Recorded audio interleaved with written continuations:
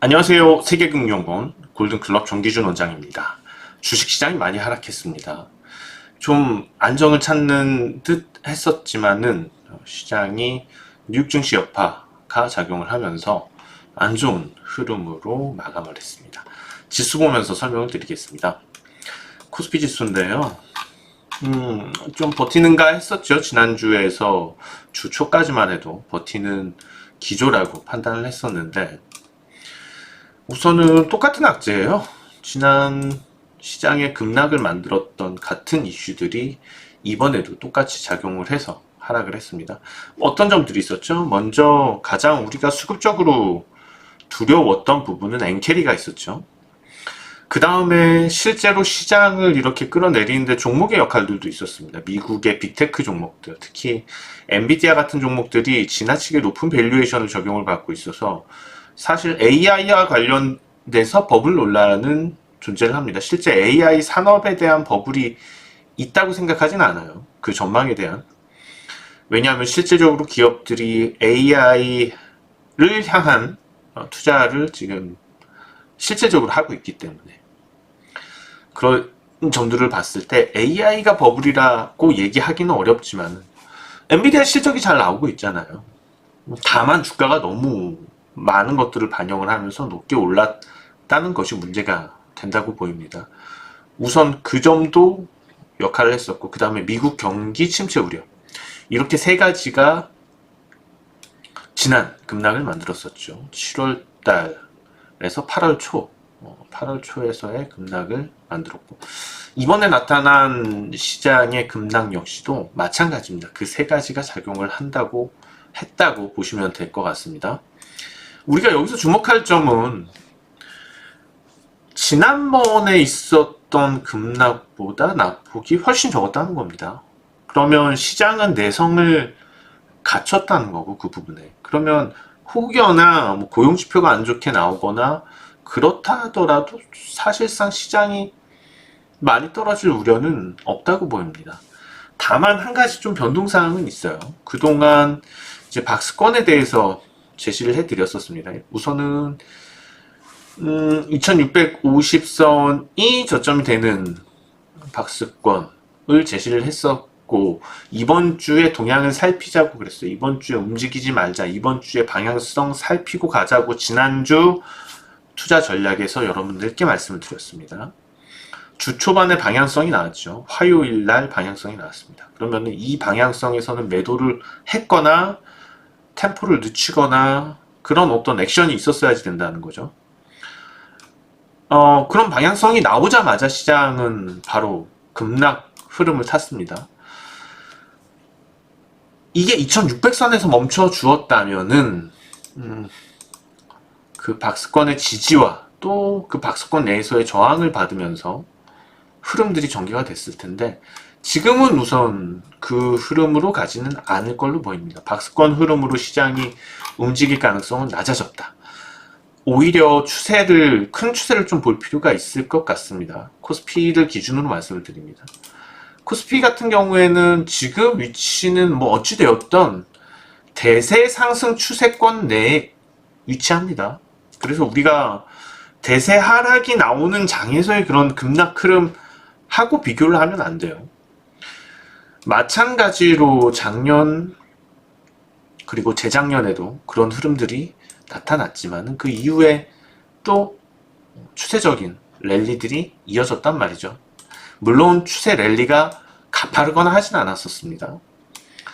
그리고 또 지금과 같은 큰 조정이 어떤 이슈들로 이때는 금리 인상, 추가 금리 인상에 대한 이슈가 있어서 조정을 보였었고 그러나 대세 상승 추세는 유효했기 때문에 그 이후에 계속해서 상승 추세는 유지가 되었던 거고 지금도 마찬가지일 거라고 생각을 하고 있습니다. 이게 지난 저점을 이탈할 가능성은 낮다고 직전 저점을 이탈할 가능성은 지금은 낮다고 보이고요. 오늘이 저점이 되었을지 아니면은 다음 주 월요일이 될지 화요일이 될지 그것을 명확하게 우리가 알 수는 없어요. 그렇지만 중요한 것은 그 이전에 시장은 반등을 어느 점인지 모르지만 할 것이고 그 반등이 시작이 된다면 또 새로운 추세를 만들어 나가겠죠. 다만 기존에 예상하던 그런 박스권 흐름에서의 반등이 나타나는 것은 아닐 거기 때문에, 그러면은 시장이 반등을 하고 올라가더라도 단숨에 2900선을 넘어가기는 어려울 것이고, 또다시 2750선, 뭐 그 언저리 2800 이하 그 선 정도에서는 다시 시장은 밀려 내려올 거라는 겁니다. 그럼 다시 시장이 그래서 밀려 내려오게 되면은 또다시 위협적인 얘기들이 나오겠죠. 뭔가 경기 침체에 대한 근거들을 잡아온다든지, 일본에서 추가로 금리를 인상할 수 있는 어떤 우려들을 가져오면서, 미국은 금리를 내릴 건데 일본은 금리를 오히려 올리게 되니까 그런 부분에서는 우려가 생길 수밖에 없는 거죠. 그러면은 엔캐리의 우려, 그 부분 역시도 실제로 수급이 그렇게 된다기보다는 그 우려 때문에 투기적인 매도, 이번에도 실제로 엔캐리가 움직였다기보다는 선물 거래에서 안 좋은 방향성, 선물 거래에서 숏 포지션이 늘어서 급락이 만들어졌던 거죠. 그러니까 투기적인 매도 공격이 발생을 했었다는 겁니다. 그러니까 그런 것들이 계속해서 조정파를 만들고, 상승파를 만드는 거는 추가 금리 인하에 대한 가능성과 기대, 그리고 물가가 낮아지는 반면에 미국의 소비자 지표들이 괜찮게 나오는 점들, 사실상 미국의 고용지표에 대해서는 얘기를 할 게 아니라고 봐요. 이미 완전 고용 상태에 있는 수준인데, 이 완전 고용 상태에 있는 수준에서 미국 사람들 그렇게 한국 사람들처럼 일벌레가 아닙니다. 그동안 소득이 많이 늘었고, 지금 기술이 있다면 언제든지 어디서든지 같은 연봉을 받고 일을 할 수 있으니까, 구태여 더운 여름 시즌에 휴가를 한 달을 가든지 두 달을 가든지, 제가 봤을 때는 자발적인 실업이 많았다고 판단이 되고 있고요. 이런 지금 호캉스 시즌, 바캉스 시즌에, 그래서 잠깐 쉬어가는 차원에서의 실직이 많지 않았나라는 판단도 듭니다. 일시적으로. 그리고 이런 점들이 좀 경제지표하고도 맞물렸을 수는 있을 것 같아요. 왜냐하면은 작년에 보면은 팬데믹 이후에 중국이 처음으로 좀 활동을 시작을 했었던 그런 휴가 시즌이었거든요. 그 시즌에서 또 작년에 갑자기 뭔가 전년 동기에서 비교를 했을 때 더 많이 늘어났었겠죠, 작년에. 그래서 올해 그런 부분들은 좀 어떻게 보면 뭐 그런 거를 계절 요인이라고 하는데, 실질적으로 규칙적일 수 있지 않은 변동사항들이 있었다는 겁니다. 그래서 미국 경제 상황이 지금 안 좋다 그렇게 얘기하기는 너무 좀 앞서 나가는 것이 아닌가, 미국 경제에 대한 우려를 하는 것은. 다만 이제 트럼프가 당선이 된다면 미국 경제에 대한 큰 우려는 발생이 됩니다.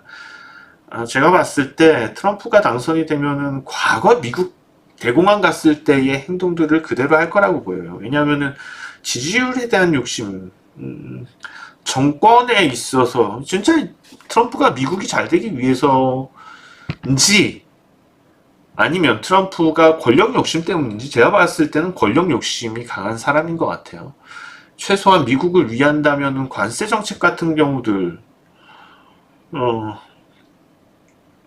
그 다음에 법인세와 관련돼서 뭐 얘기도 있고, 그러니까 과거에 이제 대공황 전에도 그런 것들이 많이 있었거든요. 관세를 갑자기 막 크게 올려서 농민들과 제조업 종사자들의 표를 많이 얻었었단 말이죠, 미국이 대공황 전에.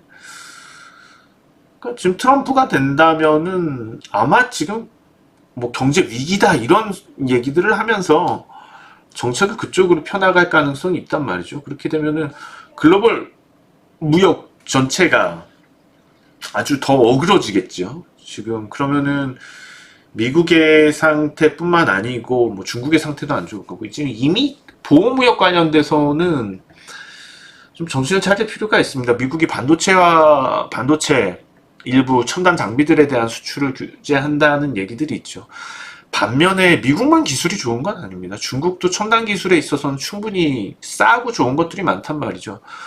그러면은 중국도 수출 안 하겠죠. 첨단 장비들 같은 경우를 제한을 하겠죠. 그럼 중국도 수출 안 하게 되면은 중국은 또 미국에서 수입하던 것들을 자체 개발을 하고 그럼 R&D 비용부터 해서 그거를 생산하는 데 있어서 비용이 많이 들어갈 거고 미국도 마찬가지로 중국에서 수입하던 거 못하게 되니까 똑같이 비용이 많이 들어가겠죠. 그렇지. 그렇게 된다면은 반도체에 대한 생산 단가 자체가 높아져 버리면 기본적으로 기업의 이익이 줄어들거나 아니면은 가격을 올려버리면은 소비자 또 물가가 올라가거나 그런 상황들이 전개가 될 가능성이 높습니다.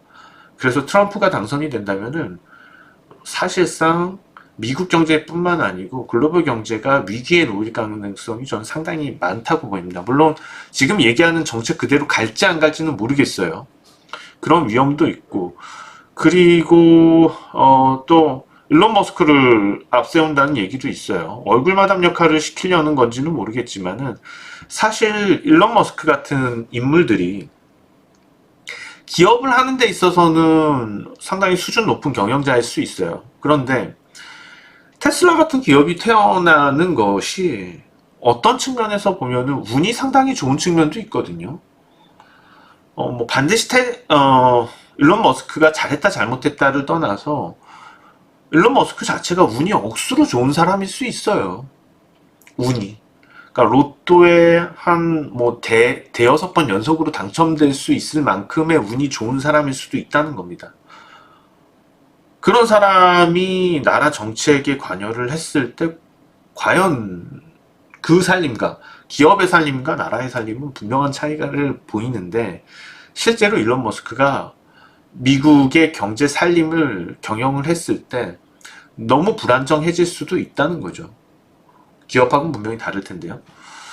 아무튼 그런 리스크가 너무 높기 때문에 트럼프가 대통령이 된다면 실제로 분명한 리스크는 있습니다. 그리고 해리슨이 대통령이 돼도 문제는 있어요.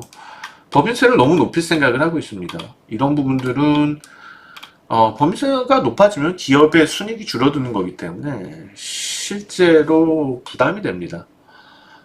그런 부분들이 그러니까 역시 뭐 색깔이 분명히 다르죠. 둘 다 마찬가지로 전략들은 표를 많이 받기 위한 전략입니다. 그렇기 때문에 이게 실제로 당선이 됐을 때 그렇게 갈지는 모르지만 어떤 상황이어서 놓고 봤을 때 제가 볼 때는 그렇게 이제 미국의 정권이 바뀌는 데 있어서 한국에 유리할 점들은 없다고 보입니다. 특히 트럼프가 당선이 됐을 때는 국제무역의 질서가 많이 어긋나질 수밖에 없기 때문에 이 부분은 좀 큰 우려가 될 수 있다고 보여요. 아무튼 당장 근데 그런 상황이 윤곽이 드러난 것이 아니기 때문에 저는 왜 특별한 악재는 없다고 보이고 현재 상황들이 잘 유지가 된다면 지금 왜냐하면은 소득 물가는 내려갔어요. 미국의 물가가 내려갔는데 소득이 줄지가 않고 있단 말이죠. 임금이 줄지 않고 않는 상황이라는 거고 여전히 고용은 타이트합니다. 그런 상황에서 미국의 구매력, 소비자들의 구매력은 줄지 않을 거고 컨트롤이 잘 되고 있는 상황이기 때문에 뭐 물가가 급격하게 오르거나 아니면은 뭐 미국의 무단 대출이 나가거나 뭐 그런 상황도 아니고요. 금융 리스크가 심한 것도 아니고요. 미국의 경제 상황이 침체가 된다는 것은 너무 단면적인 것만 보고 좀 얘기를 하는 것 같습니다. 거시 경제에 대해서 좀 깊숙이 공부를 하거나 알고 있는 사람이라면 아직 그렇게 판단하기는 어려울 거라고 보이고요. 그래서 이런 부분들이 마찬가지로 반등을 했을 때 다른 지표들이 나오고 나서 다른 경제 지표들이 나오고 나서 바로 반등을 했단 말이죠. 시장이. 마찬가지로 다음 주 시장은 반등할 가능성이 높다. 이렇게 분석이 되고 있습니다. 자, 그렇다면 우리가 어떤 종목들에 대해서 저가 매수를 생각을 해야지 되고 또 어떤 종목들은 좀 경계를 해야지 되는지 그것을 좀 생각을 해봐야지 될 것 같아요. 자, 우선 좀 우리가 피해야 될 종목들 먼저 얘기를 하고 가면 좋을 것 같아요. 최근에 신규 상장주들 그리고 낙폭과대주들이 상당히 많이 올랐습니다. 신규 상장 낙폭과대주들이 신규 상장주들 중에서도 낙폭과대주들이 많이 올랐었고 그리고 대표적으로 뭐 이런 종목들의 흐름들도 꽤 잘 나왔죠. 블루엠텍과 같은 종목들. 그리고 2차 전지 종목들도 역시 시세가 좀 있었습니다. 많이 오른 것은 아니지만. 그랬다가 오늘 또 여지없이 이탈했죠. 그러니까 제가 2차 전지에 대해서는 여러 번, 지금 몇 차례에 걸쳐서 2차 전지는 지금 아니라고 설명을 드리잖아요. 그래서 마찬가지로 2차 전지 관련주들은 지금은 때가 아닌 것 같아요. 이를테면은 일부 자동차 회사들이 2028년 내지는 뭐 2027년까지 전부 전동화, 그러니까 전부 전기차로 100% 전기차로 신차들을 다 라인업을 짰다가 하이브리드 쪽으로 지금 돌아서고 있단 말이죠. 그러니까 하이브리드하고 전기차하고 들어가는 전기 양이 원체 차이가 많이 나죠. 그러니까 그거를 감안한다면 제가 볼 때는 대세가 전기차는 이제 좀 멀어진다고 보시면 될 것 같아요. 당장은. 그래서 보편화된 2세대 전기차가 나올 조짐이 있을 때까지는 경계를 해야지 된다. 그러면 보편화된 2세대 전기차는 언제냐? 2028년 정도로 봐야지 될 것 같아요. 제가 볼 때는 2028년 정도가 돼야지 보편화된 2세대 전기차가 좀 팔리기 시작할 거라는 거죠. 어느 정도. 그러면은 보편화된 전기차에 대해서 안정성에 대해서도 좋은 얘기들이 많이 나올 거고, 그 다음에 편의성, 편리성, 효율성에 대한 얘기들이 나오면서 많이 팔릴 겁니다. 그때 되면요. 그러면 시간이 지금 2024년이니까 4년을 더 기다려야지 된다는 거죠. 그러면 주가는 미리 움직인다는 거예요. 그것보다 2년 전부터 움직이겠죠. 그렇지만은 그때도 그렇게 뭐 폭등하는 흐름은 아니지만은 뭐 엎치락뒤치락 하겠죠. 급등도 했다가 빠졌다. 왜냐하면 2세대 전기차, 2세대 보편화된 전기차에 대한 믿음은 아직 없으니까. 그렇지만 미리 사두지 않는다면 초고 수익을 내기는 어렵다는 겁니다. 그래서 보편화된 전기차가 되기 이전에 우리는 미리 매수를 해야지 된다는 거죠. 그러니까 2년 후를 보면 될 것 같아요. 좀 느긋하다면 2년 후에 전기차 관련주들에 대해서, 그러니까 2차 전지 관련주들을 사면 될 것 같습니다. 그러면 우리가 슬슬 준비해야지 되는 거는 1년 6개월 후가 되겠죠. 내년 하반기부터 내후년 상반기, 이때부터 슬슬 좀 준비를 하는 모습이 필요할 거고, 그래서 지금은 그때까지의 시간이 너무 오래 남아있죠. 기다려야지 될 겁니다. 그때까지는요. 이건 뭐 산업이 그렇게 흘러가고 있기 때문에 어쩔 수 없다고 보여져요. 2차 전지의 현재의 문제를 전기 차량의 화재가 나고 효율성이 떨어지고 이런 문제들을 해결하기 위해서는 비용이 너무 많이 들어갑니다. 불량률이 일단 셀 불량률이 없어져야지 된단 말이죠. 셀 불량률이 지금 차 한 대에 셀이 몇만 개, 몇천 개, 몇만 개가 들어간단 말이죠. 그러면은 그 셀 하나하나 불량률이 0.01%만 되더라도 차 한 대가 불안한 거예요. 그러면은 0.001%가 된다고 했을 때도 뭐 10대 중에 한 대니까 불안하게 되는 거고, 0.00001%가 됐을 때도, 그러니까는 지금은 100대 중에 한 대, 뭐 불량률을 아무리 낮추더라도 불안할 수밖에 없는 거죠. 지금 상태에서는 불량률 제로가 되지 않는 한 셀이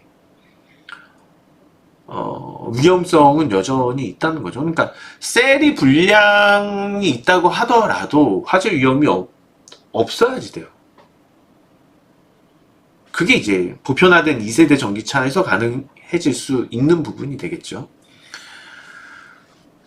지금도 이제 뭐 최고 성능을 자랑하는 차량들의 2차 전지 구성은 셀 사이사이에 다 냉각을 합니다. 순행. 셀 사이사이에 다 물기를 만들어서 순행을 하고 있습니다.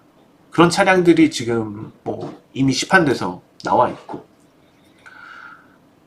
안전하죠. 상당히 안전하죠. 화재 위험이 많이 낮죠. 40도 이상 올라가지 않으니까. 온도가요. 그런데 비싸요. 엄청 비싸요. 그런 고성능 2차 전지가 들어가 있는 차량은 거의 없습니다. 엄청나게 가격이 비쌉니다. 아, 그런 상황에서 보편화가 될 수가 없겠죠. 그쵸? 그런 이유가 있기 때문에 지금은 이 화재 위험성을 해결하기는 현실적으로 저는 불가능하다. 재수 없으면은 화재 날 수 있다. 전기차는요. 일반 전기차는요. 그렇게 보고 있습니다. 이거는 뭐 누가 잘하고 잘못하고의 문제, 제조사의 책임으로 돌리기도 어려워요. 그럼 불량률을 제로로 인간이 만들 수 있느냐, 2차 전지에. 인간이 어떻게 2차 전지의 셀의 불량률을 제로로 만듭니까? 현실적으로 그게 가능하진 않겠죠. 그리고 그 자동차 제조사들도 셀을 가지고서 최대한 방열을 해야지 되는데 100% 그게 가능하느냐의 문제도 생각을 해야지 돼요. 아니면은 획기적인 장치들이 개발이 되든가, 혹시라도 화재가 나는 순간에 바로 어디 뭐 그 2차 전지 소화시키는 물질 있잖아요. 그게 바로 쫙 깔려서 자동으로 그렇게 이제 소화가 돼버린다든지 2차 전지가, 그 부분에 대해서는 자동차 회사들도 당연히 보험을 들어놓을 거고 무상으로 교체를 해줄 거고, 뭐 그런 시스템이 된다든지, 뭐 그러기 이전까지는 제가 볼 때는 2차 전지의 수요는 급감할 거라고, 2차 전지 성장률은 급감할 거라고 생각이 듭니다. 그렇기 때문에 2차 전지 관련주들에 대해서는 아직까지는 좀 아니다 보여지고 있고요. 아까 말씀드렸듯이 낙폭과대에서 폭등했던 종목들은 다시 다 빠질 것 같아요. 지금 그냥 낙폭 과대 때문에 오른 거 말고는 없어요. 다만 펀더멘털이 뒷받침되는 종목들이 몇 개 있었단 말이에요. 펀더멘털이 좋고 그런데 뭐 실적도 좋고 PR, 밸류에이션도 낮고 한데 안 올랐어요. 그런 종목들은 계속 오르겠죠. 근데 대부분 최근에 낙폭 과대주들 뭐 10분의 1 토막 나오고 8분의 1 토막 나오고 한 종목들이 급등했었는데, 그런 종목들 펀더멘탈 보면 아주 안 좋습니다. 그렇기 때문에 그런 것들은 좀 피해야 되지 않나 생각이 들고요. 그런 종목들은 지금 보유하고 계셨다면 일단 파는 게 맞지 않을까. 그런 종목들 단기적으로 오르니까 아마 단타 들어가거나 아니면 스윙 들어가서 많이들 물리셨을 거예요.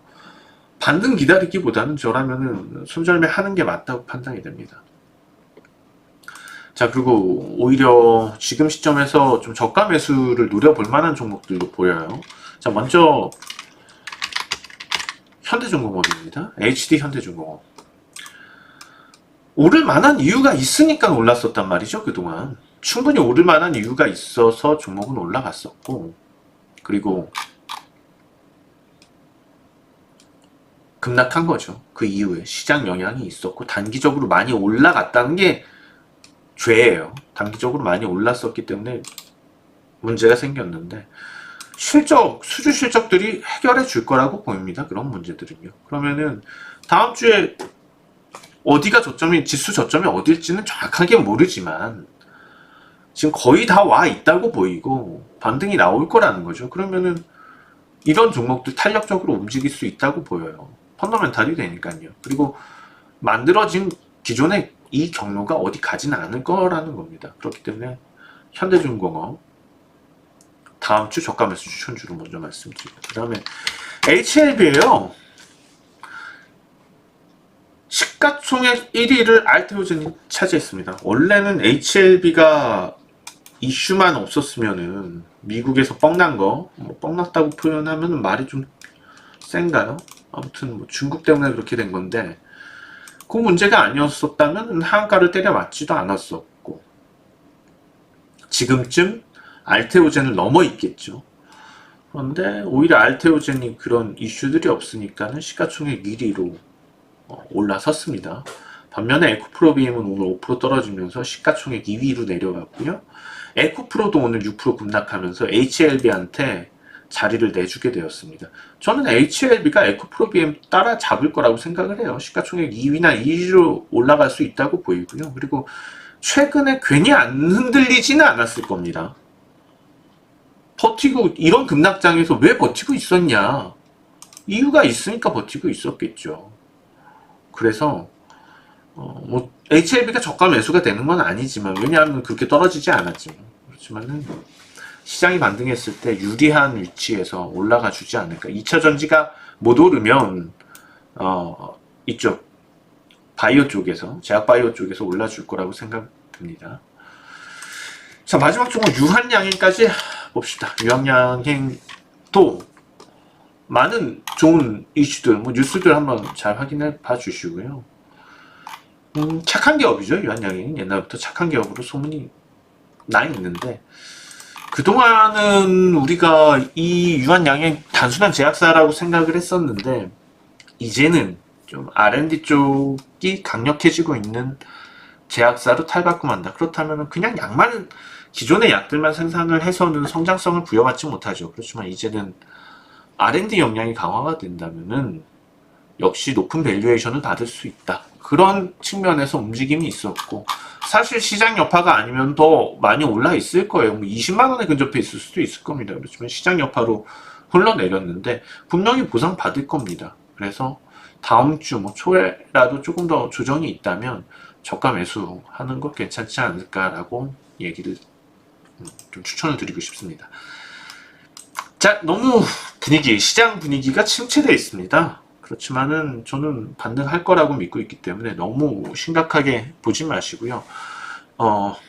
잘라낼 거는 잘라내시고, 그리고 우리가 눈독 들여서 매입하고 포트폴리오에 다시 채워 넣어야 될 거는 채워 넣는 게 맞습니다. 계속 미련을 두고 고집을 부리고 그런 투자가 결국에는 깡통 계좌를 만드니까요. 이 점 유의하시고 좀 칼같이 할 때는 칼같이 하시라고 조언 드리고 싶습니다. 여기서 방송 마칩니다. 정기준 원장이었습니다. 시청해 주셔서 감사합니다.